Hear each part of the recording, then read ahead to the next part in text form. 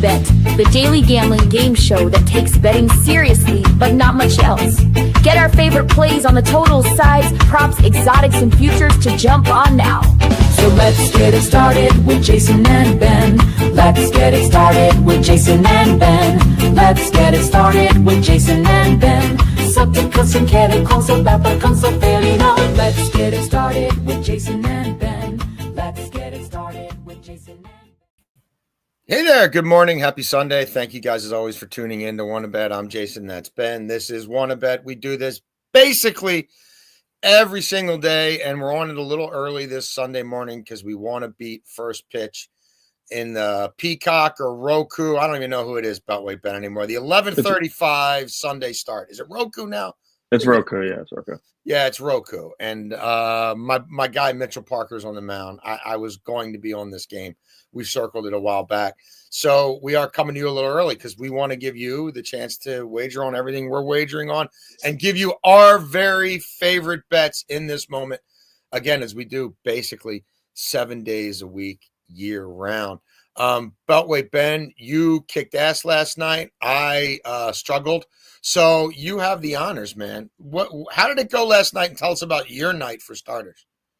Yeah, it was almost perfect, right? The Nerfy did not cash, but everything else did. We had Brent Rooker over 2.5 hits, runs, and RBIs at plus money. We also told you to take his total bases. Both of those cashed on his big home run that he hit. Carlos Correa, good swing in the first inning, lines out, but after that was perfect. And then Ketel Marte, another one who that game, I also like the over and gave that out as an official play. And we had the Rockies come through in the bottom of the eighth and score a ton of runs. And those types of things happen in those stadiums. We didn't have any WNBA. There was only one game, but we will get to a ton of WNBA today. But again, it was an almost perfect day, 5-1, and we finished up 3+ units.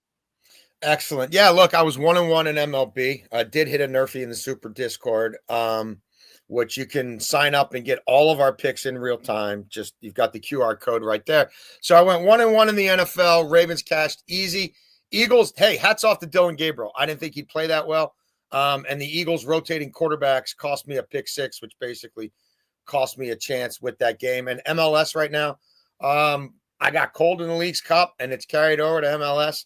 And if we don't hit our MLS bet today, we're going to be backing off the MLS for a while. Probably will have one Leagues Cup play on Wednesday, but certainly won't be on more than one of those 4 games. But we keep chugging along in NFL and MLB. Got to pick it up in soccer.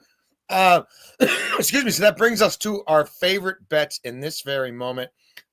Without any further ado, Beltway Ben, because I want to get on that Nats game. First down. I'm going to go back to this Orioles-Astros series. I'm going to go with Jesus Sanchez, over 1.5 hits, runs, and RBIs at -110. Dean Kramer on the road against left-handed hitters, 298, 326, 547 opposing slash line.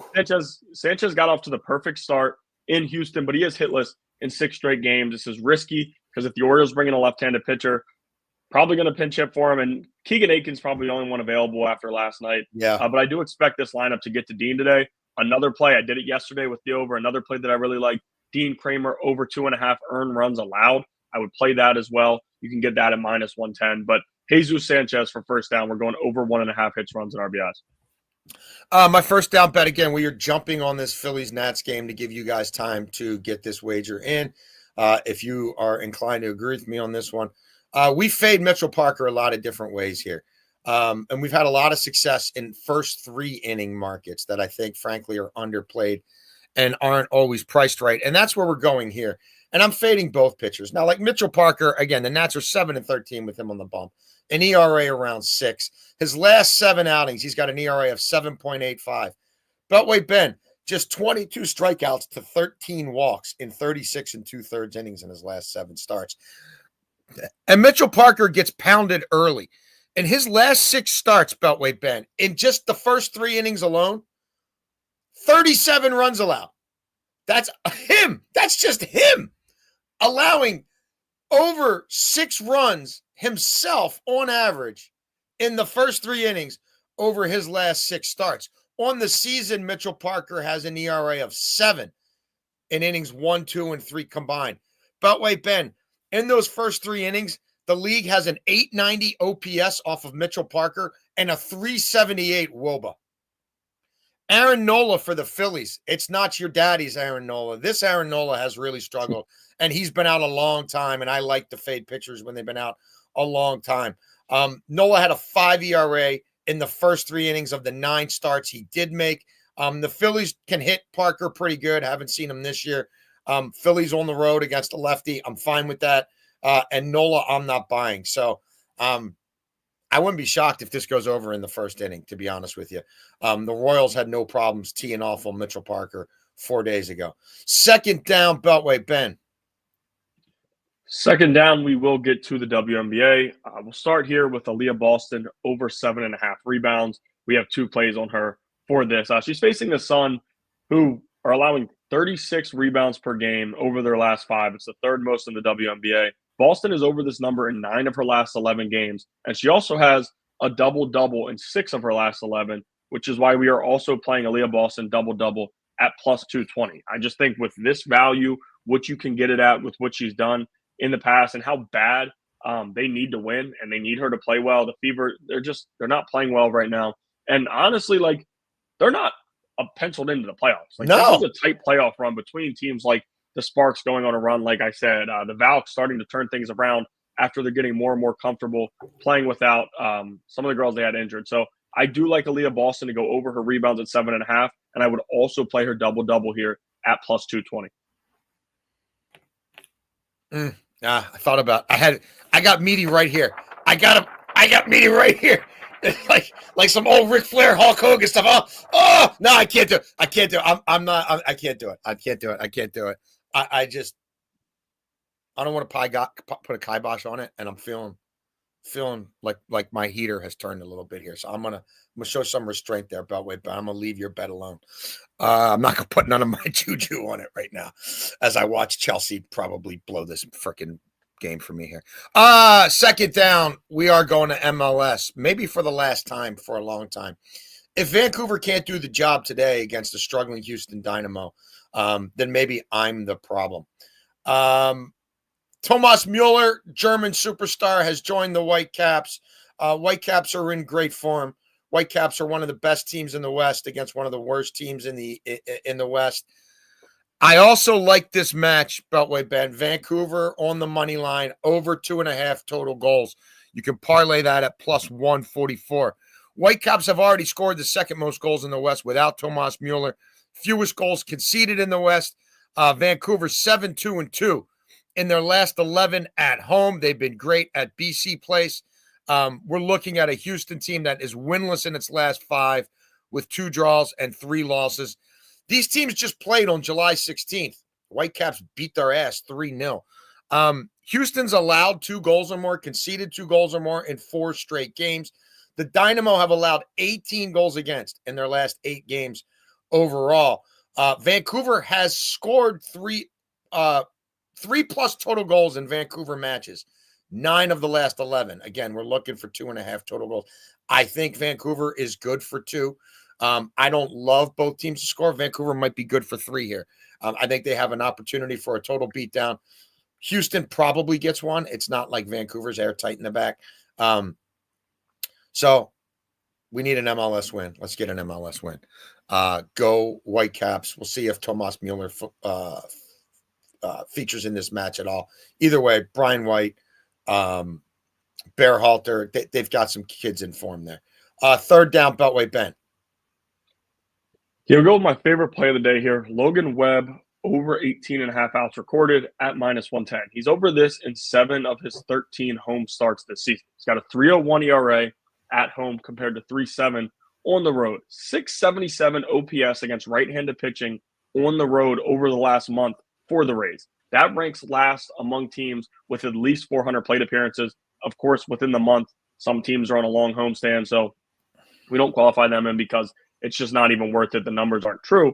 This is a real one, and like I said, compared to every other team in the MLB, the Rays just haven't been good against righties. Webb hasn't been good either, but this is a great spot to find it. And even in his last outing against the Padres, a lineup who was very familiar with him, he was able to go over the outs, got hit a little bit, gave up 4 or 5 earned runs, but he was still able to go over the outs. And the Rays lineup doesn't have many guys who have faced Webb in their career. If you look at it, they have 3, Yandy Diaz, Nick Fortes, who Fortes has had success, but like he's 3 for 7. I'm not buying that. If Fortes is the guy that screws us, I'd be pretty shocked. So I do like Logan Webb over the 18.5 outs recorded. Excellent. Third down for me. I'm an MLB as well. This is the Little League World Series game. I'm not on any totals here because things can get a little crazy in that minor league ballpark. But I am on the Mariners' first 5 money line. Now, we got burned the other day. Brian Wu gives up 1 in 5, and the Mariners could not score a single run off Nolan McLean in his major league debut. Thought we'd at least push there. I'm going back to the well. Mets offense still has been scuffling. George Kirby on the mound for Seattle, he's been dominant. 6-1 in his last 7 starts, a 2.55 ERA. I think it's 3 straight without giving up an earned run. He's in great form. And Clay Holmes is fading for the Mets, guys. Like, he's not providing length and he's not providing quality. And this is a converted, high leverage reliever. And it's starting to show as the workload intensifies. 5.79 ERA in his last 7 starts. 41 hits allowed in 32 2/3 innings pitched in that span. A Seattle lineup that, when it's locked in, can do a lot of damage. I think they're going to struggle to get to Kirby. And I think Clay Holmes is in a little bit of trouble right now, in distress. And the Mets bullpen's been carrying a heavy load. So if they have to go get him a little earlier, and we've seen quick hooks lately for Peterson and some others, I think that could be a problem for the Mets as well. So we're sticking on that one and riding the M's tonight. 4th and long is not 4th and long. It is, in fact, 4th and short. Markets we've been crushing it in. NFL plays in the first quarter or first half. WNBA plays in the first quarter or first half. MLB plays, no run first inning, yes run first inning, sometimes parlays, first 3 inning plays, first 5 inning plays. We want to get you guys paid quickly on some of these. Where are you on 4th and short, Ben? The WNBA first quarter plays have been one of my best spots, so I will go back to it here. And we're going to go with Marina Mabry over 3.5 first quarter points. She's over this in 2 of her last 3, and she returned from injury and was all over the place with scoring, and we didn't really know what to expect, so I stayed away from her for a few weeks. But now she's back to normal. She plays 10 minutes in the first quarter. That is massive. We're going to see this number go up to 4.5 soon as she continues to get back from that injury, but we need to take advantage of it while we can. I mentioned it earlier, but Indiana just has not been good defensively. Mabry's a vet. She likes to shoot the ball. And the number that stands out to me when you look at what is going on with Indiana, they're allowing 10 3-pointers per game through their last 5 games. That is second most in the WNBA. Marina will be playing big minutes. I do like her over the 14.5 point mark, minus 120 for that. But we are also going to play her over 3.5 first quarter points at minus 130. When I have tailed you on these first quarter plays in the WNBA, it's worked out well. Choppy, RIP, we love you. Meatball, 1 unit. I'm with you there, brother. I'm with you. I will keep riding the lightning with you in the first quarter WNBA. We're going back to a first 3 inning market here as well. Look, I almost gave out a Nerfy here. There is one Nerfy that I really like today. It didn't crack this format. You can go to the Super Discord. Ben put the QR code up. You can go to my link tree and find it. There is a Nerfy play that I did make today. But we're going to go first 3 innings here. And we're going to go back to my main man, Andrew Abbott, a nasty lefty who's especially nasty at home. So why am I playing this the way I am? By the way, Brew Crew, Quinny P, you cashed for me. We took the Brewers yesterday on the money line, not the run line. I thought their 14 straight run line road winning streak would end. It did. They still won the game in improbable fashion. Do I think they'll win today? Probably, but Andrew Abbott's really somehow. Probably. You're right. You're right. Don't be salty. They're going to win 100 games. Pal. Yeah, they're going to kick the ball over the They're fence. going to do it 100 times. So, just let it go. Save your hate for the playoffs and fade them then. I would not fade them in September. It's coming. I would not fade them in September. I'd wait till October if you're going to go that route. We're going to have some interesting Brew Crew discussions in the future. So why am I playing this game this way? The Brewers had been a big Yerfy team lately, scoring early in games. That's cooled off a little bit. That was going to have to cool off. Everything was crazy with them for about a week. Andrew Abbott, I pointed out before, I'll point it out again. Andrew Abbott at home in the first 3 innings of games, 0.75 ERA, far and away the best in major leagues. Not the best in the National League, the best in the major leagues. That's over 12 home starts. Beltway Ben, the league in the first 3 innings of games at Great American Ballpark against Andrew Abbott, 185, 254, 277, 530 OPS against him in the first 3 innings of games at home. He's been good against the Brewers. Quintana. A lot of people say Quintana, kind of gimmicky, whatever. Here's what I know about Quintana. He's hit the post 19 times this year. He's got a 2.33 ERA. I'm sorry, 3.00 ERA in the first 3 innings of his road starts, and a 2.33 ERA overall in those 19 starts in the first 3 innings. Overall, 19 starts, first 3 innings of ball games. The league has a 602 OPS against him. It's a Reds lineup that really scuffles. They kind of live and die with the big hit from Deli Cruz. That's been a little bit in short supply lately. I think the Brewers will be hard-pressed to get it going early against Abbott. Day game. I know it's a tiny ballpark, but that's where I am. I like these 2 starters. I like the first 3 innings here. And again, I've got a nerfy play on the Super Discord. Overtime with the NFL. This gets a little trickier when there's less on the board. Obviously, only 2 preseason games today. Tomorrow, just 1, that Bengals Jags game. If you're looking for trends, I think the over is like 16-5 in these preseason games so far. That has been the prevailing exhibition trend. What do you have cooking in the NFL today, Ben? Yeah, I'll be completely honest with you here.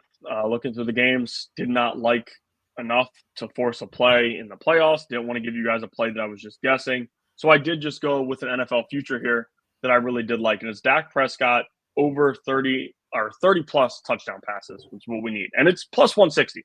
I didn't want to just give out like every dude on a roster. We've given out a lot of NFL future plays. So I'm going to go back to a guy that we've already given out with passing yards. And if he goes over the passing yards, we should be able to get the touchdowns as well. He's over this in 3 of his last 6 seasons. We know the big thing, health. If he's on the field, we should not have an issue with this. You have CeeDee Lamb, who's a true number 1, who we know how him and Dak connect. You have George Pickens now, who whatever he brings to that locker room and all of that, he can score touchdowns and he can make the big play. And then you have Ferguson, who's one of the more underrated tight ends in the NFL. They're not going to run the football. Javonte Williams and Miles Sanders are not going to be forcing the Cowboys' hand in the red zone. No, there's no chance. They're going to be throwing the football. And we know Jerry Jones, he loves to bring up the Dak contract regularly. They want to get their money's worth. Javonte Williams or Miles Sanders scoring touchdowns is not a pat on the back for Jerry compared to their $60 million guy throwing these touchdown passes. So I like Dak to throw 30-plus touchdown passes. And again, I want to play it because we're getting it at plus 160. If he's healthy, we should be able to cash out. This is a number that if guys are going over it in at least half their seasons over the last 6 years, you'd think it'd be a worse number for us. But plus 160 is too good to pass. And also, Dallas's defense sucks. They still can't stop the run. And so they're going to be chasing games, and they're going to have to score in garbage time. And Dak's not averse to that.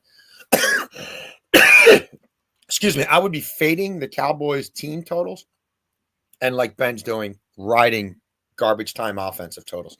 I do like a play today. We're going to go to that over trend, but we're going to buy it down.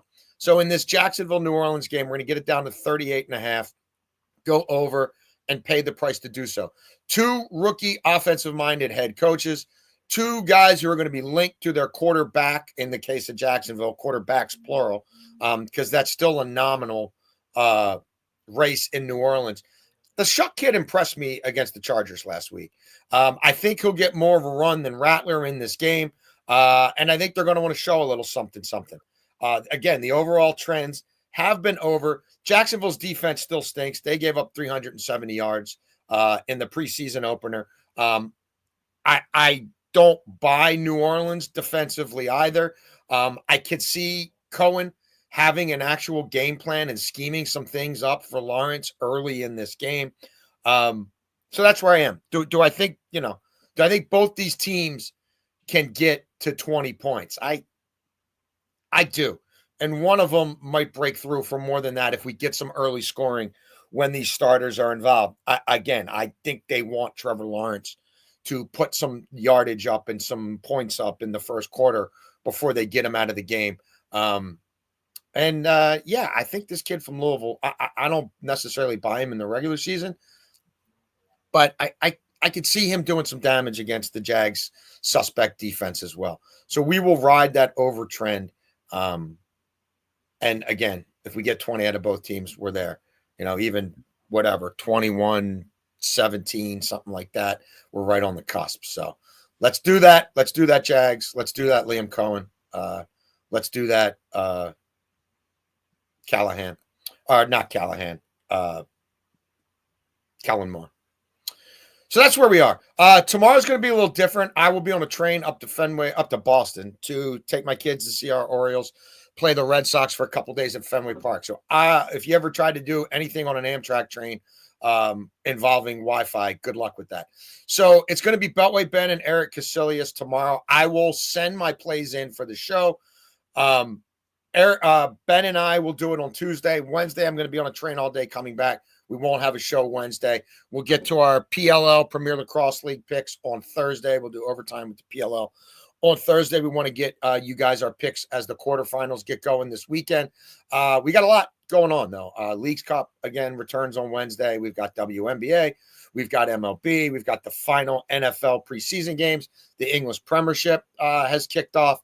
So we're fired up. It's a great time of year. We appreciate you guys tuning in. Beltway Ben, show the people what we did last night again. There we go. Not a banner night for me. Ben crushed it. That's usually what happens around here. You can look at our record since we launched this thing, and you can get every pick we make in real time on the Sports Betting Super Discord on that QR code right there. Thank you guys for tuning in. Ben and EK, we'll see you back tomorrow on Wanna Bet.